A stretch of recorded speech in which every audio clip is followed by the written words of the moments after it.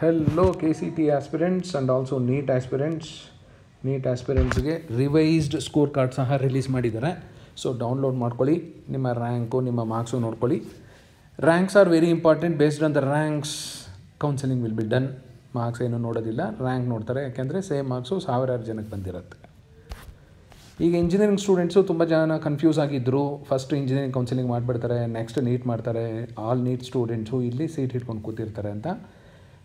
ನನ್ನ ಪ್ರಕಾರ ಜೊತೆಯಲ್ಲೇ ನಡೆಯುತ್ತೆ ಇಂಜಿನಿಯರಿಂಗೂ ಮತ್ತು ಮೆಡಿಕಲ್ ಕೌನ್ಸಿಲಿಂಗು. ಯಾಕೆಂದರೆ ಆಲ್ರೆಡಿ ಸ್ಕೋರ್ ಕಾರ್ಡ್ ರಿಲೀಸ್ ಮಾಡಿದ್ದಾರೆ. ನಾಳೆ ನಾಡಿದ್ರಲ್ಲಿ MCC ಅವರು ಶೆಡ್ಯೂಲ್ ರಿಲೀಸ್ ಮಾಡ್ತಾರೆ. ಹಾಗಾಗಿ ಇಂಜಿನಿಯರಿಂಗ್ದು ಸ್ವಲ್ಪ ಸ್ಲೋ ಮಾಡ್ತಾರೆ. ಯಾಕೆಂದರೆ ಅದನ್ನು ಮ್ಯಾಚ್ ಮಾಡೋದಕ್ಕೆ. ಅದಕ್ಕೋಸ್ಕರನೇ ಇಂಜಿನಿಯರಿಂಗ್ ಶೆಡ್ಯೂಲಲ್ಲಿ ಡೇಟು ಟೈಮು ಏನು ಮೆನ್ಷನ್ ಮಾಡಿಲ್ಲ. 7 days 3 days ಆ ಥರ ಕೊಟ್ಟಿದ್ದಾರೆ. ಇನ್ನೂ ನೀವು ನೋಡ್ಕೋಬೋದು. 7 ದಿನ ಆಪ್ಷನ್ ಎಂಟ್ರಿ ಅಂತ ಹೇಳಿದಾರಲ್ಲ, 17 ದಿನ ಆದ್ರೂ ಮುಗಿಯೋದಿಲ್ಲ. ಅದು ಹಾಗೆ ಎಕ್ಸ್ಟೆಂಡ್ ಮಾಡ್ತಿರ್ತಾರೆ. ಯಾಕೆಂದರೆ ಫಸ್ಟ್ ನೀಟ್ ಅಂತಲ್ಲ, ಜೊತೆಯಲ್ಲಿ ನೀಟ್ ಆ್ಯಂಡ್ ಇಂಜಿನಿಯರಿಂಗ್ ಕೌನ್ಸಿಲಿಂಗ್ ಜೊತೆಯಲ್ಲೇ ಮಾಡೋ ಎಲ್ಲ ಸಾಧ್ಯತೆ ಇದೆ ಅಂತ ನನ್ನ ವೈಯಕ್ತಿಕ ಅಭಿಪ್ರಾಯ.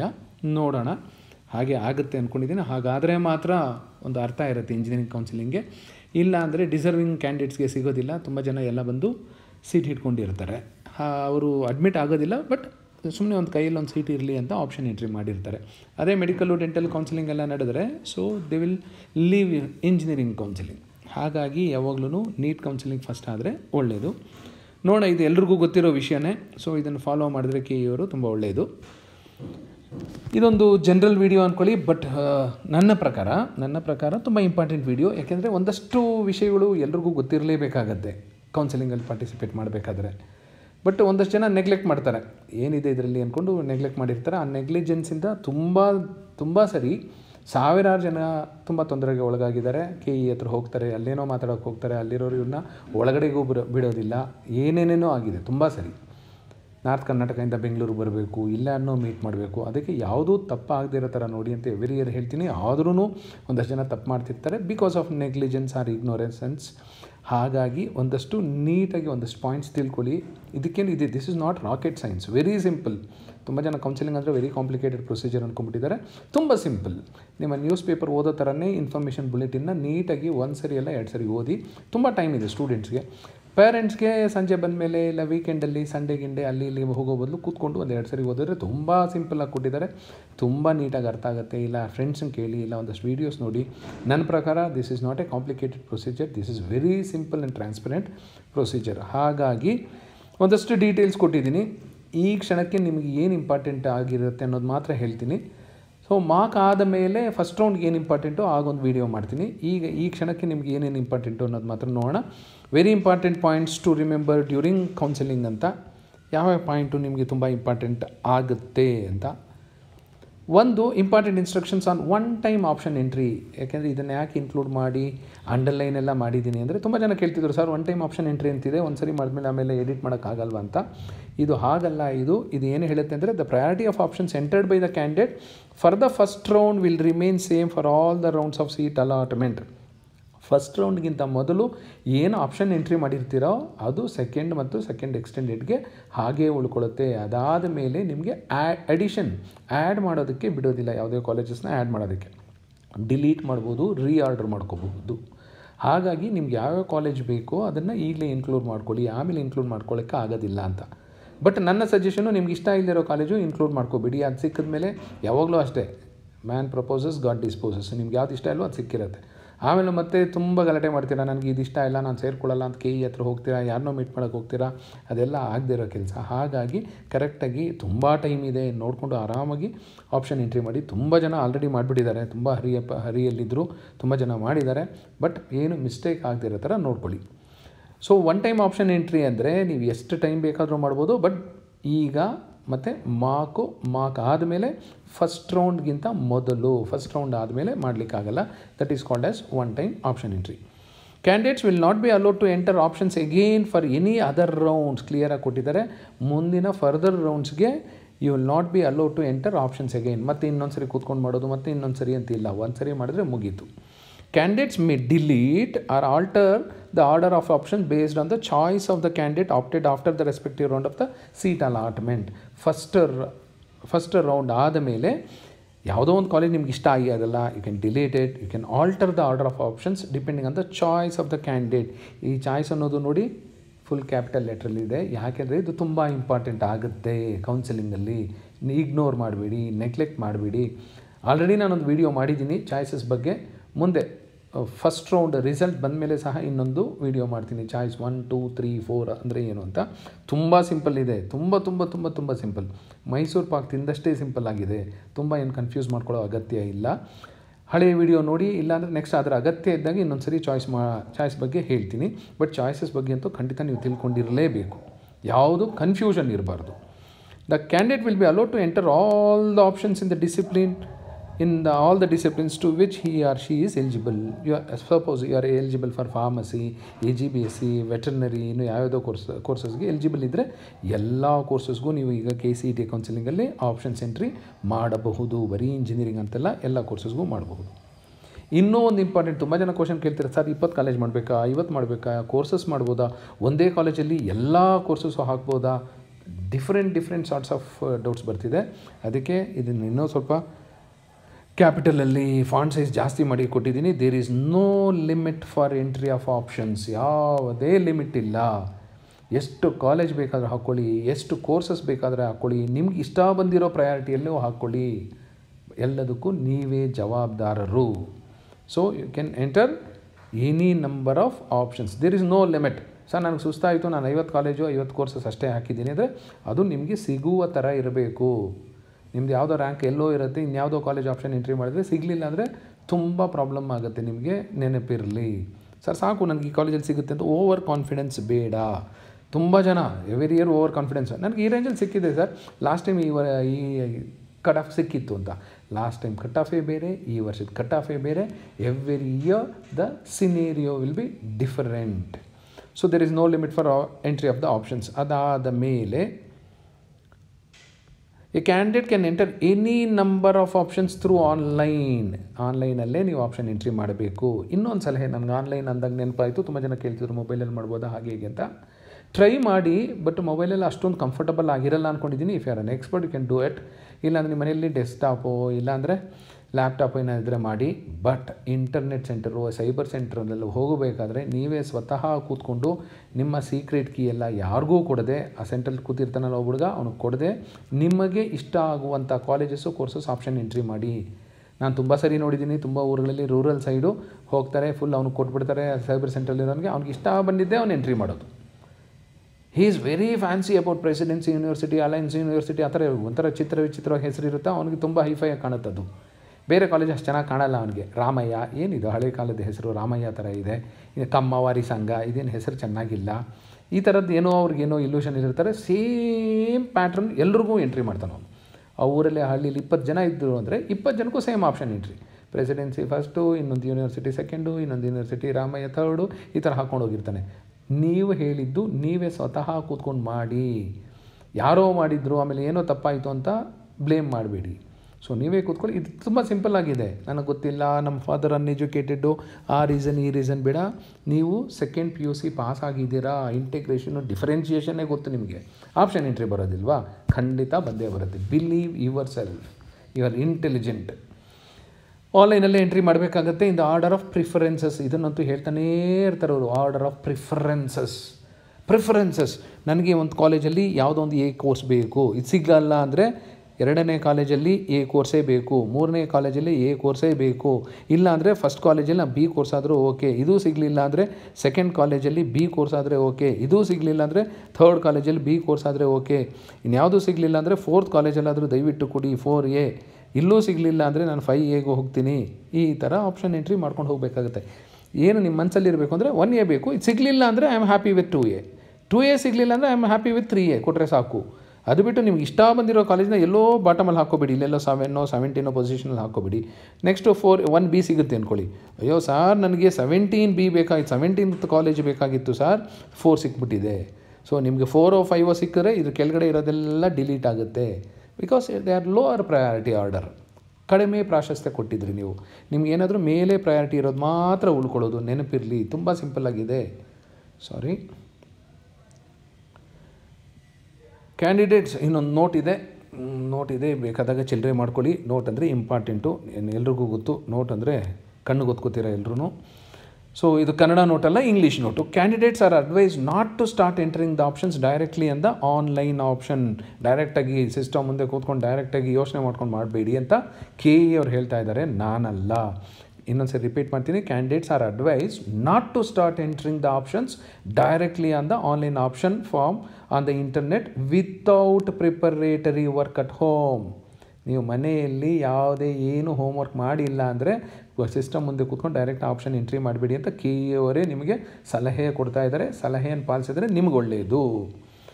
It leads to commission of mistakes ಆಗುತ್ತೆ, ರಾಂಗ್ ಎಂಟ್ರೀಸ್ ಆಗುತ್ತೆ, ರಾಂಗ್ ಆರ್ಡರ್ ಆಫ್ ಪ್ರಿಫರೆನ್ಸಸ್ ಆಗುತ್ತೆ. ಸಿಸ್ಟಮ್ ಮುಂದೆ ಕೂತ್ಕೊಂಡು 1A ಯಾವ್ದು ಕೊಡಲಿ, ಸೆಕೆಂಡ್ ಆಪ್ಷನ್ ಯಾವ್ದು ಕೊಡಲಿ, 5th ಯಾವ್ದು ಕೊಡಲಿ, 10th ಈ ಕಾಲೇಜ್ ಕೊಡಲಾ ಬೇಡವಾ ಅಂತ ಸಿಸ್ಟಮ್ ಮುಂದೆ ಕೂತ್ಕೊಂಡು ಯೋಚನೆ ಮಾಡೋದಲ್ಲ. ಪೆನ್ ಆ್ಯಂಡ್ ಪೇಪರ್ ತೊಗೊಂಡು ನೀಟಾಗಿ ಬರೆದಿಟ್ಕೊಳ್ಳಿ, ಆಮೇಲೆ ಅಲ್ಲೇ ರೀಅರೇಂಜ್ ಮಾಡ್ಕೊಳ್ಳಿ, ಆಮೇಲೆ ಸಿಸ್ಟಮಲ್ಲಿ ಮಾಡಿ ಅಂತ KE ಅವರು ಪಾಪ ನಿಮಗೆ ಹೇಳ್ತಾ ಇದ್ದಾರೆ. ಅದಕ್ಕೆ ನೋಟ್ ಅಂತಿದೆ.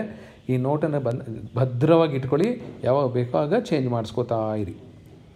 ನೆಕ್ಸ್ಟ್ ಇದಾದಮೇಲೆ ಏನಿರುತ್ತೆ ನಿಮ್ಗೆ ಆಪ್ಷನ್ ಎಂಟ್ರಿ, ಇದೆಲ್ಲ ಆದಮೇಲೆ ಏನಿರುತ್ತೆ, ನನ್ನ ಪ್ರಕಾರ ಇನ್ನೂ ಒಂದು 15 ದಿನ ಆದರೂ ಮುಗಿಯಲ್ಲ ಈ ಮಾರ್ಕ್ ಅಲಾಟ್ಮೆಂಟ್ ಎಲ್ಲ. ನೋಡೋಣ, ಅವ್ರು ಹೇಳೋ ಪ್ರಕಾರ ಇನ್ನು 7 ಡೇಸು, ಇನ್ನು ಪ್ಲಸ್ 3 ಡೇಸ್ ಅಂದರೆ 10 ಡೇಸ್ ಬರಬೇಕು. ಬಂತು ಅಂದ್ಕೊಳ್ಳಿ. Note on mark allotment. ಏನಿದು ಮಾರ್ಕ್ ಅಂದರೆ ಕನ್ನಡದಲ್ಲಿ ಅಣಕು ಅಂತೀವಿ. This mark seat allotment is only N indicative seat status. Indicative ಇದೊಂದು ಸೂಚನೆ ಕೊಡುತ್ತೆ ಅಷ್ಟೇ ನಿಮಗೆ. ಏನು ಸೂಚನೆ ಕೊಡುತ್ತೆ? Which candidate May R may not get in the real allotment. ನಿಮಗೆ ರಿಯಲ್ ಅಲಾಟ್ಮೆಂಟ್ ಫಸ್ಟ್ ರೌಂಡಲ್ಲಿ ಆ ಸೀಟ್ ಸಿಗಬಹುದು, ಸಿಗದೇ ಇರೋ ಚಾನ್ಸಸ್ಸು ಇರುತ್ತೆ. ನೀವು ಫಸ್ಟ್ ಮಾರ್ಕಲ್ಲಿ ಏನೋ ಒಂದು ಆಪ್ಷನ್ ಎಂಟ್ರಿ ಮಾಡಿದ್ರಿ, ನೀವೇನು ಚೇಂಜ್ ಮಾಡೋಕ್ಕೆ ಹೋಗಲಿಲ್ಲ, ಮುಟ್ಟಕ್ಕೆ ಹೋಗಲಿಲ್ಲ, ಬಟ್ ನಿಮ್ಗೆ ಫಸ್ಟ್ ರೌಂಡಲ್ಲಿ ಆ ಕಾಲೇಜ್ ಸಿಗ್ಬೋದು, ಸಿಗದೇ ಇರ್ಬೋದು. ಯಾಕೆಂದರೆ ಬೇರೆಯವ್ರ ಆಪ್ಷನ್ ಎಂಟ್ರಿಯಲ್ಲಿ ಚೇಂಜ್ ಮಾಡ್ಕೊಂಡಿರ್ತಾರೆ, ಪ್ರಯಾರಿಟಿ ಆರ್ಡರ್ ಚೇಂಜ್ ಮಾಡ್ಕೊಂಡಿರ್ತಾರೆ. ನೀವು ಸರ್ ನಾನು ಏನು ಚೇಂಜೇ ಮಾಡಿಲ್ಲ ಸರ್, ಮಾರ್ಕಲ್ಲಿ ಸಿಕ್ತು ಫಸ್ಟ್ ರೌಂಡಲ್ಲಿ ಸಿಗಲಿಲ್ಲ ಅಂದರೆ ಬೇರೆಯವ್ರು ಚೇಂಜ್ ಮಾಡ್ಕೊಂಡಿರ್ತಾರೆ ಸರ್. ಸೊ ಇದು ನಿಮ್ಗೆ ಅರ್ಥ ಆಗಬೇಕು. ಅದರಲ್ಲೇ ಬಂದಿದ್ದು ಆ ಸೀಟ್ ಗ್ಯಾರಂಟಿ ಇರೋದಿಲ್ಲ. ಸಿಕ್ಕರೂ ಸಿಗ್ಬೋದು, ಸಿಗದೇ ಇರೋ ಪ್ರಾಬಬಿಲಿಟಿ ಜಾಸ್ತಿ. ಇದು ಯಾಕೆ ಮಾರ್ಕ್ ಅಲಾಟ್ ಮಾಡ್ತಾರೆ ಅಂದರೆ it will help the candidate to revise, update, add or delete already the entered option. ನೀವು ಆಲ್ರೆಡಿ ಎಂಟರ್ ಮಾಡಿಬಿಟ್ಟಿದ್ದೀರಾ. ಸೊ ಮಾರ್ಕ್ ಆದಮೇಲೂ you can revise your options, you can update your options, you can add the options, you can delete the options. ಇಷ್ಟೊಂದು ಏನೇನು ಬೇಕೋ ಎಲ್ಲ ಮಾಡ್ಬೋದು. Mark ಆದಮೇಲೆ ಮತ್ತೆ 3 ದಿನ ಟೈಮ್ ಕೊಡ್ತಾರೆ, ಮತ್ತೆ ಕರೆಕ್ಟಾಗಿ ಯೋಚನೆ ಮಾಡಿ ಕರೆಕ್ಟಾಗಿ ಎಂಟ್ರಿ ಮಾಡಬೇಕಾಗತ್ತೆ. ಅದು final option entry. Candidates are required to verify their allotted seat status ಅಂತ KE ವೆಬ್ಸೈಟಲ್ಲೇ ಚೆಕ್ ಮಾಡಿ. If the desire they are free to change. ನಿಮ್ಗೆ ಇಷ್ಟ ಇದ್ದರೆ ನೀವು ಚೇಂಜ್ ಮಾಡಿ, ರೀಆರ್ಡರ್ ಮಾಡಿ, ಡಿಲೀಟ್ ಮಾಡಿ, ಆ್ಯಡ್ ಮಾಡಿ. All the candidates must enter their final options before the last date prescribed. Last ಡೇಟ್ಗಿಂತ ಮೊದಲೇ ನೀವು ಆಪ್ಷನ್ ಎಂಟ್ರಿ ಮಾಡ್ಕೊಳ್ಳಿ. Candidates will not be able to change their options after the last date and time fixed to do so. ಒಂದು date time ಹೇಳಿರ್ತಾರೆ, ಅದಾದ ಮೇಲೆ ನಿಮಗೆ change ಮಾಡ್ಕೊಳ್ಳೋದಕ್ಕೆ ಸಾಧ್ಯ ಇಲ್ಲ. ಅದು ಎಲ್ರಿಗೂ ಗೊತ್ತಿರುತ್ತೆ, ಬಟ್ ತುಂಬ ಸರಿ ಪೋಸ್ಟ್ಪೋನ್ ಆಗುತ್ತೆ ಅನ್ನೋದು ಎಲ್ರಿಗೂ ಗೊತ್ತಾಗಿದೆ. ಇನ್ನೂ ಒಂದೇನೋ ಡಿಫ್ರೆಂಟ್ ಡಿಸೈನಲ್ಲಿದೆ, ನೋಡೋಣ ಏನಂತ. Even though the candidate may not like to modify the option after the mark allotment, he or she may not get the same seat during the real allotment as other candidates may change their earlier entered options. ಆಗಲೇ ನಿಮಗೆ ಕನ್ನಡದಲ್ಲೇ ಹೇಳಿದ್ದೆ, ನೀವು mark ಅಲಾಟ್ಮೆಂಟಲ್ಲಿ ಯಾವುದೋ ಒಂದು 17th college ಸಿಕ್ಕಿತ್ತು, 17th priority, ಇದು ತುಂಬ ಚೆನ್ನಾಗಿದೆ, ಹೀಗೆ ಇರಲಿ, ಖಂಡಿತ ಫಸ್ಟ್ ರೌಂಡಲ್ಲಿ ಸಿಗುತ್ತೆ ಅಂತ ಖುಷಿಯಾಗಿ ಬಿಟ್ಟಿದ್ರಿ. ಬಟ್ ರಿಯಲ್ ಅಲಾಟ್ಮೆಂಟಲ್ಲಿ ನೀವು ಹೋದಾಗ 17 ಸಿಕ್ಕಿಲ್ಲ, 25th ಪ್ರಯಾರಿಟಿ ಕೊಟ್ಟೋಗ್ಬಿಟ್ಟಿದ್ದೀರಾ, ಅಂದರೆ ಬಾಟಮ್ ಕೊಟ್ಟೋಗ್ಬಿಟ್ಟಿದ್ದೀರಾ. ಯಾಕೆ ಅಂದರೆ ಬೇರೆ ಬೇರೆ ಕ್ಯಾಂಡಿಡೇಟ್ಸು ಅವರವರ ಪ್ರಯಾರಿಟೀಸ್ನ ಚೇಂಜ್ ಮಾಡ್ಕೊಂಡಿದ್ದಾರೆ. ಅವ್ರು ನಿಮಗಿಂತ ಒಳ್ಳೆ ರ್ಯಾಂಕ್ ಬಂದಿದ್ರೆ ಅವ್ರಿಗೆ ಅಲಾಟ್ ಆಗಿಬಿಟ್ಟಿರುತ್ತೆ 17th college. Next candidates who have not been allotted in ಈ ಸೀಟ್. ಈ ಕೇಸಸ್ಸು ತುಂಬ ಇರುತ್ತೆ, ಈ ವರ್ಷವೂ ಇರುತ್ತೆ. ಯಾರು ಎಷ್ಟೇ ಹೇಳಿದ್ರೂ ಇದು ಕೇಸ್ ಬಂದೇ ಬರುತ್ತೆ. Candidates who have not been allotted in ಈ ಸೀಟ್ ಇನ್ ದ ಮಾರ್ಕ್ ಅಲಾಟ್ಮೆಂಟಲ್ಲಿ ಸೀಟ್ ಸಿಕ್ಕಿಲ್ಲ. ಯಾಕೆ ಅಂದರೆ ಕರೆಕ್ಟಾಗಿರೋ ಆಪ್ಷನ್ಸ್ ಕೊಟ್ಟಿರಲ್ಲ, ನಿಮ್ಮ ರ್ಯಾಂಕ್ಗೆ ಅನುಗುಣವಾಗಿ ಕೊಟ್ಟಿರಬೇಕು. ನನ್ನ ರ್ಯಾಂಕ್ 50,000, ನಾನು 5,000 ರ್ಯಾಂಕಿಗೆ ಕಟ್ ಆಫ್ ಇರೋಕೆ ನಿಲ್ಲಿಸ್ಬಿಡ್ತೀನಿ. ನಾನು XYZ ಕಾಲೇಜಸ್ ಹಾಕಿ ಬಿಟ್ಬಿಟ್ಟಿರ್ತೀನಿ. KE ಅವ್ರಿಗೆ ಪಾಪ ಅವ್ರಿಗಷ್ಟು ನಿಮಗೆ ಸೀಟ್ ಕೊಡೋಷ್ಟು ಕೆಪಾಸಿಟಿ ಇರೋದಿಲ್ಲ ಅವ್ರಿಗೆ. ಯಾಕೆಂದ್ರೆ ನಿಮ್ಮ ರ್ಯಾಂಕ್ 50,000, ನೀವು ಕೊಟ್ಟಿರೋ ಆಪ್ಷನ್ಸು 5,000ಗೆ ಎಂಡ್ ಆಗಿಬಿಟ್ಟಿರುತ್ತೆ. ಹಾಗಾಗಿ ಅವ್ರಿಗೆ ಕೊಡೋದಕ್ಕಾಗೋದಿಲ್ಲ. ನಾಟ್ ಅಲಾಟೆಡ್ ಎನಿ ಸೀಟ್ ಅಂತ ಬರುತ್ತೆ. ಸೊ ಮಾರ್ಕಲ್ಲಿ ನಾಟ್ ಅಲಾಟೆಡ್ ಎನಿ ಸೀಟ್ ಅಂದರೆ ನಿಮ್ಗೊಂದು ಚಾನ್ಸ್ ಇದೆ, ಮತ್ತೆ ಇನ್ನೊಂದಷ್ಟು ಕಾಲೇಜ್ ಆ್ಯಡ್ ಮಾಡ್ಕೋಬಹುದು. ಈಗಲೂ ಎಚ್ಚೆತ್ಕೊಳ್ಳಿಲ್ಲ ಅಂದರೆ ಮತ್ತೆ ಫಸ್ಟ್ ರೌಂಡಲ್ಲೂ ಇದೇ ಬರುತ್ತೆ, ನಾಟ್ ಅಲಾಟೆಡ್ ಎನಿ ಸೀಟ್ ಅಂತ ಪ್ರಾಬ್ಲಮ್ ಆಗುತ್ತೆ. Should verify the options entered. ನೀವೇನಾದರೂ ನಾಟ್ ಅಲಾಟೆಡ್ ಸೀಟ್ ಅಂತ ಬಂದರೆ you should verify the options entered by them and are advised to enter more options in which they are interested. So ಅವರು advise ಮಾಡ್ತಿದ್ದಾರೆ ಪಾಪ K E ಅವರು, enter more options in which you are interested. So ನಿಮ್ಗೆ interest ಇರುವಂಥ branch course option entry ಜಾಸ್ತಿ ಮಾಡಿ ಅಂತ ಹೇಳ್ತಿದ್ದಾರೆ. Once again mark allotment is an indicative exercise. Candidates need not report to the college but should wait for the real allotment. ಮಾರ್ಕಲ್ಲಿ ಯಾವುದೋ college ಸಿಕ್ತು ತನಗೆ ತುಂಬ ಇಷ್ಟ ಅಂತ ಕಾಲೇಜ್ ಕಡೆ ಓಡೋಗ್ಬಿಡಿ ಅಡ್ಮಿಟ್ ಆಗೋದಕ್ಕೆ. ರಿಯಲ್ ಅಲಾಟ್ಮೆಂಟೇ ಕಾಯಿರಿ. Mark allotment is not real allotment. Why mark seat allotment? ಮತ್ತು ಯಾಕಪ್ಪ ನೀವು ಮಾರ್ಕ್ ಸೀಟ್ ಅಲಾಟ್ಮೆಂಟ್ ಮಾಡ್ತೀರಾ ಅಂತ ಒಂದು ಕ್ವಶನ್ ನಿಮ್ಮ ಮನಸ್ಸಲ್ಲಿ ಬರಬಹುದು. Based on the mark sheet allotment, a candidate can get an indicative allotment of college, course, stream as per his or her priority of options. This gives a clear idea to the candidate to change or retain the entered options. ನಿಮಗಿಂತ ಕೆಟ್ಟ rank ಬಂದಿರುತ್ತೆ, but ನಿಮ್ಗೆ ಯಾವುದೋ ಒಂದು college ಸಿಗಿರುತ್ತೆ, ಅದಕ್ಕಿಂತ ಒಳ್ಳೆ ಕಾಲೇಜಲ್ಲಿ ನಿಮ್ಮ ಫ್ರೆಂಡಿಗೆ ಸಿಕ್ಬಿಡುತ್ತೆ. ನಮ್ಗೆ ಯಾವ ಕಾಲೇಜ್ ಸಿಗುತ್ತೋ ಇಲ್ಲೋ ಇಂಪಾರ್ಟೆಂಟ್ ಅಲ್ಲ, ನಮ್ಮ ಫ್ರೆಂಡಿಗೆ ನನ್ನ ಕಾಲೇಜಿಗಿಂತ ತುಂಬ ಚೆನ್ನಾಗಿರೋ ಕಾಲೇಜ್ ಸಿಕ್ಬಿಟ್ರೆ ನಮಗೆ ತಡ್ಕೊಳಕ್ಕಾಗೋದಿಲ್ಲ. ಅವ್ನು ಕರೆಕ್ಟಾಗಿ ಆಪ್ಷನ್ ಎಂಟ್ರಿ ಮಾಡಿರ್ತಾನೆ, ಅವ್ನು ಪ್ರಯಾರಿಟಿ ಕರೆಕ್ಟಾಗಿ ಕೊಟ್ಟಿರ್ತಾನೆ, ಅವನಿಗೆ ನಿಮಗಿಂತ ಬೆಟರ್ ಕಾಲೇಜ್ ಸಿಕ್ಕಿರುತ್ತೆ. ಆಗ ನೀವು ನಿಮ್ಮ ಆಪ್ಷನ್ ಎಂಟ್ರಿನ ಮಾಡಿಫೈ ಮಾಡ್ಕೋಬೋದು. ನನಗಿಂತ ಕೆಟ್ಟ ರ್ಯಾಂಕ್ ಇದೆ, ಆದರೂ ಅವ್ನಿಗೆ ಇಂಥ ಕಾಲೇಜಲ್ಲಿ ಸಿಕ್ಕಿದೆ, ನನಗೆ ನೋಡಿದ್ರೆ ಯಾವುದೋ ಕಾಲೇಜಲ್ಲಿ ಸಿಕ್ಕಿದೆ, ಯಾಕೆಂದರೆ ಆಪ್ಷನ್ ಎಂಟ್ರಿ ಸರಿಯಾಗಿ ಮಾಡಿರಲಿಲ್ಲ. ಸೊ ನಿಮಗೆ ಇನ್ನೊಂದು ಚಾನ್ಸ್ ಕೊಡ್ತಾರೆ ಆಪ್ಷನ್ ಎಂಟ್ರಿನ ಚೇಂಜ್ ಮಾಡ್ಕೊಳ್ಳೋದಕ್ಕೆ. ಸೊ ನಿಮಗೆ ಕಂಪೇರ್ ಮಾಡ್ಕೋಬಹುದು. ಸೊ ಇಂಥ ರ್ಯಾಂಕ್ ಅವ್ರಿಗೆ, ಯಾಕೆಂದರೆ ಕಟ್ ಆಫು ರಿಲೀಸ್ ಮಾಡ್ತಾರೆ. ಮಾರ್ಕ್ ಆದಮೇಲೆ ಮಾರ್ಕ್ ಕಟ್ ಆಫು ರಿಲೀಸ್ ಮಾಡ್ತಾರೆ. ಇಷ್ಟು ದಿನ ನನ್ನ ವೀಡಿಯೋಸಲ್ಲಿ ನೋಡಿದ್ರಿ 2023 ಸೆಕೆಂಡ್ ಎಕ್ಸ್ಟೆಂಡೆಡ್ ರೌಂಡ್ ಅಂತ ತುಂಬ ವೀಡಿಯೋಸ್ ಮಾಡಿದ್ದೆ, ನೋಡಿ ಬೋರ್ ಸಹ ಆಗಿರ್ಬೋದು ನಿಮಗೆ. ಬಟ್ ಮಾರ್ಕ್ ಆದಮೇಲೆ ಮತ್ತೆ ಮಾರ್ಕ್ ಅಲಾಟ್ಮೆಂಟ್ದು ಒಂದು PDF ಬರುತ್ತೆ. ಅಲ್ಲಿ ನೋಡಿದಾಗ ಯಾವ್ಯಾವ ಕಾಲೇಜಲ್ಲಿ ಯಾವ ರ್ಯಾಂಕಿಂಗ್ ನಿಂತಿತ್ತು ಅಂತ ಗೊತ್ತಿರುತ್ತೆ. ಅದರ ಒಳಗಡೆ ಇದ್ದರೆ ನಿಮ್ಮ ರ್ಯಾಂಕು, ಆ ಕಾಲೇಜ್ ಆಪ್ಷನ್ ಎಂಟ್ರಿ ನೀವು ಮಾಡ್ಕೋಬಹುದು. Candidates can get to know the other candidate with lower merit is allotted a seat which he or she was eligible but for his or not entering that option. ನಿಮ್ಗೆ ಸಿಗಲಿಲ್ಲ, ಯಾಕೆ ನೀವು option entry ಮಾಡಿರಲಿಲ್ಲ, ಬೇರೆಯವ್ರಿಗೆ ಸಿಕ್ಕಿತ್ತು. Therefore, candidates will be given one more chance to change the priority of options or delete or add or reorder of the options. ಇನ್ನೂ ಒಂದು chance ಕೊಡ್ತಾರೆ ನಿಮಗೆ, ಮತ್ತೆ ಆಪ್ಷನ್ ಎಂಟ್ರಿನ ರಿಅರೇಂಜ್ ಮಾಡ್ಕೊಳ್ಳೋದಕ್ಕೆ, ಆ್ಯಡ್ ಮಾಡೋದಕ್ಕೆ, delete ಮಾಡೋದಕ್ಕೆಲ್ಲ. Due to change in the options by candidates after mark seat allotment, one may not get the same seat in the real allotment as was allotted ಇಂದ mark allotment. ಯಾಕೆಂದರೆ ಎಲ್ಲರೂ option ಎಂಟ್ರಿಲಿ ಸ್ವಲ್ಪ modify ಮಾಡ್ಕೊಂಡಿರ್ತಾರೆ. ಹಾಗಾಗಿ ಮಾರ್ಕಲ್ಲೇ ಸಿಕ್ಕಿದ್ದು ನಿಮಗೆ first ರೌಂಡಲ್ಲಿ ಸಿಗುವ ಸಾಧ್ಯತೆ ಇರಬಹುದು, ಇರದೇನೂ ಇರಬಹುದು. ಸೊ ವಿಡಿಯೋ ದೊಡ್ಡದಾಯಿತು ಅನಿಸುತ್ತೆ, ಬಟ್ ನಿಮಗೆ ಇದು ಇಂಪಾರ್ಟೆಂಟು, ಹಾಗಾಗಿ ಹೇಳ್ತಾ ಇದ್ದೀನಿ. ಸೊ ನಿಮಗೆ ಅನುಕೂಲ ಆಗುತ್ತೆ. ಕೇಳಿಸ್ಕೊಳ್ಳೋದ್ರಿಂದ ನಿಮಗಂತೂ ಲಾಸ್ ಅಂತೂ ಖಂಡಿತ ಆಗೋದಿಲ್ಲ. ಗೇನ್ ಆಗುತ್ತೋ ಇಲ್ಲೋ ಗೊತ್ತಿಲ್ಲ, ಖಂಡಿತ ಲಾಸ್ ಅಂತೂ ಆಗೋದಿಲ್ಲ. Process of allotment of seats and admission ಯಾವ ಪ್ರೋಸೆಸ್ಸು? ಸೊ ಅದು ನಿಮಗೋಸ್ಕರ ಇದನ್ನು ಸ್ಕಿಪ್ ಮಾಡಿಬಿಡ್ತೀನಿ. ಫಸ್ಟ್ ರೌಂಡ್ ಇರುತ್ತೆ, ಸೆಕೆಂಡ್ ರೌಂಡ್ ಇರುತ್ತೆ, then one more round, last round. It is called a stay. Second extended round or casual vacancy round, stay round, ಕೆಲವರು third round ಅಂತಲೂ ಕರೀತಾರೆ. ಯಾಕೆಂದರೆ ಒಂದು ಸರಿ ಸುಪ್ರೀಂ ಕೋರ್ಟ್ ಹೇಳಿದರು 2 ರೌಂಡಲ್ಲಿ ಮುಗಿಸ್ಬೇಕು, ಥರ್ಡ್ ರೌಂಡ್ಗೆ ಹೋಗಬಾರ್ದು ಅಂತ. ನಾವು ಥರ್ಡ್ ರೌಂಡ್ಗೆ ಹೋಗೋದಿಲ್ಲ, ಸೆಕೆಂಡ್ ಎಕ್ಸ್ಟೆಂಡೆಡ್ ರೌಂಡ್ಗೆ ಹೋಗ್ತೀವಿ ಅಂತ ಕೆ ಇವರು ಫಿಕ್ಸ್ ಮಾಡ್ಕೊಂಡಿದ್ದಾರೆ. So that is the third round. ಈ ವಿಡಿಯೋ ಇದನ್ನು ಲಾಸ್ಟಲ್ಲಿ ಒಂದು ಸರಿ ಎಕ್ಸ್ಪ್ಲೇನ್ ಮಾಡಿದ್ದೆ ಹಿಂದಿನ ವೀಡಿಯೋದಲ್ಲಿ ಒಂದು ಸರಿ. ಸೊ ಬೇಡ ಅನಿಸುತ್ತೆ. ಸೊ ಇನ್ನೇನು ಡೌಟ್ ಇದ್ದರೆ ಇನ್ನೊಂದು ಸರಿ ಬೇಕಾದ್ರೆ ಯಾರಾದರೂ ಕಾಮೆಂಟ್ ಮಾಡಿದ್ರೆ ನೆಕ್ಸ್ಟ್ ವೀಡಿಯೋದಲ್ಲಿ ಬೇಕಾದ್ರೆ ಇನ್ಕ್ಲೂಡ್ ಮಾಡಲಿಕ್ಕೆ ಟ್ರೈ ಮಾಡ್ತೀನಿ. ಸೊ ಹೇಗೆ ನಡೆಯುತ್ತೆ ಅನ್ನೋದು ಬಗ್ಗೆ ಹೇಳಿದ್ದೆ. ಸೊ ಬೇಡ ಅನಿಸುತ್ತೆ. ನೆಕ್ಸ್ಟು ಇನ್ನು ಸ್ವಲ್ಪ ದಿನ ಆದಮೇಲೆ ಏನು ಮಾಡ್ತೀನಿ ಅಂದರೆ first round post seat allotment procedure ಬಗ್ಗೆ ವೀಡಿಯೋ ಮಾಡ್ತೀನಿ. ಸದ್ಯಕ್ಕೆ ಇದ್ರ ಬಗ್ಗೆ ಏನೂ ಹೇಳಲ್ಲ. ಫಸ್ಟ್ ರೌಂಡ್ ಆದಮೇಲೆ ಏನೇನು ಮಾಡಬೇಕು ಅಂತ. ಚಾಯ್ಸಸ್ ಬಗ್ಗೆಯೂ ಅಷ್ಟೇ ನೆಕ್ಸ್ಟ್ ರೌಂಡಲ್ಲೇ ಮಾಡ್ತೀನಿ. Choices before A candidate, choice 1, 2, 3, 4 ಅನ್ನೋದು ನಿಮಗೆ ಬೋರ್ ಆದರೂ ಪರವಾಗಿಲ್ಲ, ಮತ್ತೆ ಕೇಳಿಸ್ಕೊಳ್ಳಿ, ಮತ್ತೆ ಓದಿ. ಬಟ್ ನಿಮಗೆ ತಲೆಯಲ್ಲಿ ಪರ್ಮನೆಂಟಾಗಿ ಸ್ಟೋರ್ ಆಗಬೇಕು. ಆ ಥರ ಚಾಯ್ಸ್ 1 ಅಂದರೆ ಏನು ಅಂತ ಗೊತ್ತಿರಬೇಕು, ಚಾಯ್ಸ್ 2 ಅಂದರೆ ಏನು, ಚಾಯ್ಸ್ 3 ಅಂದರೆ ಏನು, ಚಾಯ್ಸ್ 4 ಅಂದರೆ ಏನು ಅಂತ. ಫಿಸಿಕ್ಸಲ್ಲಿ Ohm's law, Kirchhoff's voltage law, Kirchhoff's current law ಎಲ್ಲ ಓದಿದ್ರಲ್ಲ, ಆ ಥರ ತುಂಬ ನೀಟಾಗಿ ಪರ್ಫೆಕ್ಟಾಗಿ ತಿಳ್ಕೊಂಡಿರಬೇಕು. ಇನ್ನೂ ಸಿಂಪಲ್ ಅಂದರೆ ಪೈಥಾಗರಸ್ ಥಿಯರಮ್ ಥರ ಯಾವಾಗ 30 ಎಬ್ಸಿದ್ರು ಪೈಥಾಗರಸ್ ಥಿಯರಮ್ ಹೇಳ್ತಿರಲ್ಲ, ಆ ಥರ ಚಾಯ್ಸ್ 1 ಅಂದ್ರೇನು, 2 ಅಂದ್ರೇನು, 3 ಅಂದ್ರೇನು, 4 ಅಂದ್ರೇನು ಅಂತ ಕ್ಲಿಯರಾಗಿ ಗೊತ್ತಿರಬೇಕು. ಆ ಥರ ತಿಳ್ಕೊಳ್ಳಿ ಅಂತ ಅಡ್ವೈಸ್ ಮಾಡ್ತಿದ್ದೀನಿ. ತಗೊಳ್ಳೋದು ಬಿಡೋದು ಅಡ್ವೈಸ್ನ ನಿಮಗೆ ಬಿಟ್ಟಿದ್ದು. All the best for your counselling. Patience ಇರಲಿ, ನಿಧಾನವಾಗಿ ಪಾರ್ಟಿಸಿಪೇಟ್ ಮಾಡಿ. Don't hurry up, don't commit any mistake at any cost. So thank you, all the best.